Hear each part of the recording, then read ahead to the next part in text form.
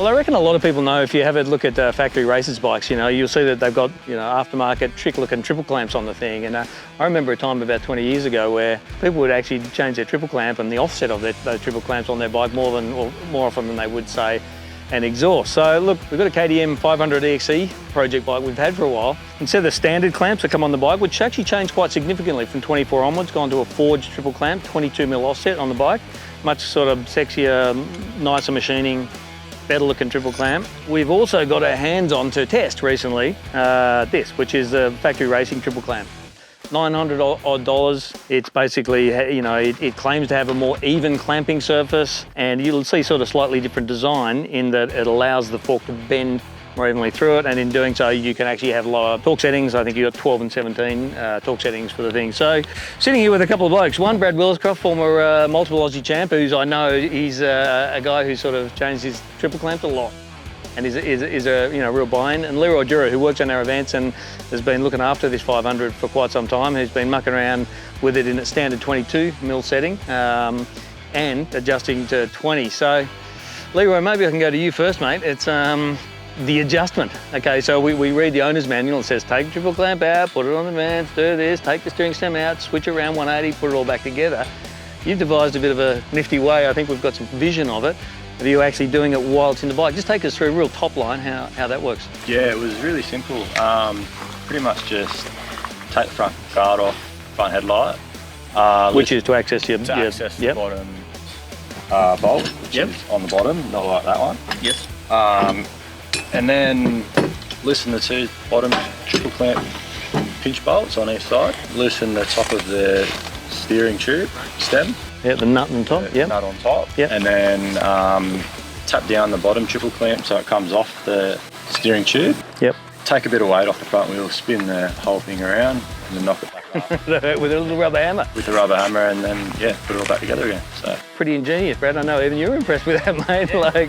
Like normally I'd just take the whole forks off, front wheel forks, and undo the top triple clamp, pull it down, put it on the bench, undo it, turn it around, put it back all on. But yeah, Leroy done it in, I think it was around 10 minutes, which was pretty good. So I hadn't seen it done like that before, but it was pretty good. Well, that's one of the big things that, you know, KTM Powerparts are selling on this thing. That not only it's beautifully CNC machine built, but also the fact it has better flex characteristics with more even clamping surface, but the ease of adjustability. So like I was actually amazed that it took, I think it was 11 minutes, but anyway, like pretty cool. So look, let's cut to the chase, like different offsets. So, you know, I think what a lot of people get confused about is they think about offsets in terms of, like, they get confused with rake. It's not changing the rake, it's actually changing the offset itself. So how far the middle of the fork tubes are in front of the plane of the steering head. So 22 in a standard bike, moving to 20. The theory is, well, Brad, you know, going to you, because I know that you've run 20 on a lot of your bikes for a lot of years. What is it about the 20mm offset? So I just like it's a lot planted. It's a little bit firmer steering, but I prefer that than the lighter feel of the 22, which is a lot looser feel, even in the tighter stuff. So that 22, in theory, it should be better in the tighter stuff, but I still prefer the 20 because it's more planted and it's a bit firmer, but I like it like that. And I know, Leroy, you're a fan too. You sort of even said just the way the chassis sort of rode, just going along at 20 kilometres an hour, you felt the difference moving back to 20, just seemed more planted and stable and sure-footed. In the open stuff, I know you came in with a smile on your face, like, wow, that made a big difference. Yeah. How did it make a difference for you?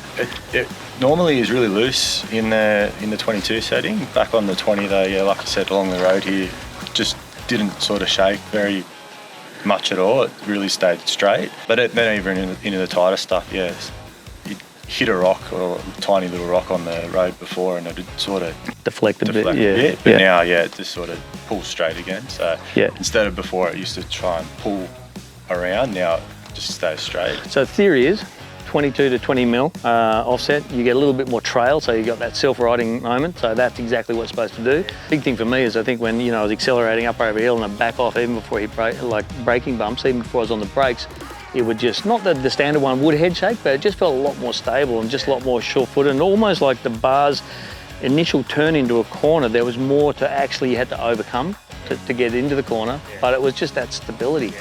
So, which is weird, right? Because when you move the front wheel back, effectively you put more weight on it and you're shortening the wheelbase and you're like, oh, it'd be less stable, but it's actually, that geometry change makes it much more stable. Yeah, I know people get it mixed up. Going back to the Fink days, we used to run like down to 18 mil offset. Yeah. Oh yeah, I've actually heard even 16. Yeah, so, and you think it was the other way around. You think you'd want it longer, but in the front, but it was the other way Well, I had a bit of a around. note with, you know, there was Fink, a lot of people run 16 mil. Supermoto, I know some of the guys were running in KTM's 14 mil, which is 14, you know, just yeah. to create extra stability we needed the sort of high speed. Whereas Supercross, where you want that immediate input into handlebars turning super quickly, it's more like 24s, right? Yeah, that's right. So I think we kind of all agree that the 20, and in a lot of ways it makes me think, well, if 20 is so much better, why didn't you know, doesn't KTM out of the box do it, you know? That's what I... Yeah. Maybe because the motocrossers had run 22 and they just thought, we'll just make them all 22. It could be a standardisation thing, that's right, which is not necessarily optimised. But in our experience, you know, the 20 offset was much better in the high speed. Okay, so let's move to where the 22 was supposed to be better, in the tight stuff where you're sort of weaving and really, you know, first, second, third gear sort of stuff. Yeah. In theory, the 22 is supposed to be better in that stuff. What did you find that? No, that's where I found if it did sort of lose the front would turn really hard and then almost fall and get stuck there. Yeah, so, and it would push like push it'd push it a bit. Yeah. Like if you turn, like it was harder for me on that grass track in the ruts. It stayed more planted with the 20 in the rut. And one more question, okay, so like I think we all agree, like the 20 in slow and fast, like it just seems to suit this bike. It's a 500, would it suit the 450, 200? I reckon we don't know, it would. so we can't necessarily say, but it certainly made the geometry kind of just feel much more sure-footed and planted, right? Yeah. Just going back to you, Brad, you've been doing it for a while, quite often when you moved to the 20 triple clamp, 20 mil offset on the triple clamp, you also lift the forks up through. Just explain that, because I think obviously you get the stability by going to a less offset, but on my bike, I'm through to the second line on my bike, but every bike's different. It depends on how much it's holding up, and there's a lot of variables on that. But yeah, and that helps it turn.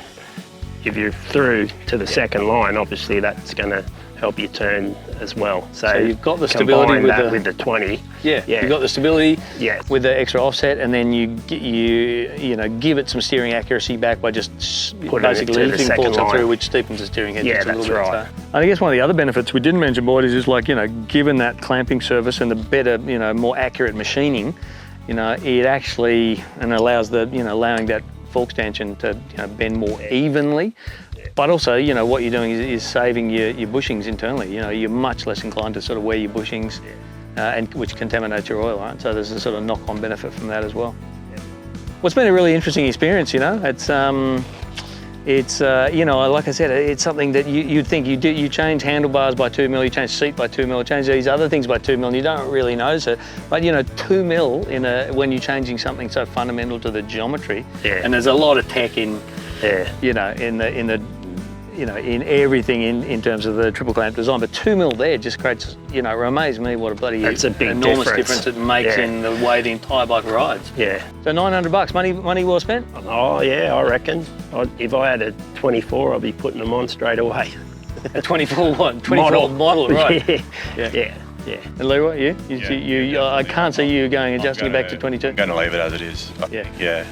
I don't think it needs to go. He doesn't want to go back to the 22. No, we better write a letter to the KTM factory and let them know what to bring your things out of standard. So like, I think it's pretty emphatic what we felt with that, and the change actually really surprised me. And so I reckon if you get an opportunity to go and give some different triple clamp offsets a whirl, then go do it. We were lucky enough to do it with the guys from On Point Suspension under a sort of supervised situation. So we're making sure we made all the adjustments just right. But yeah, it makes really quite a significant difference. Yeah, happy with it.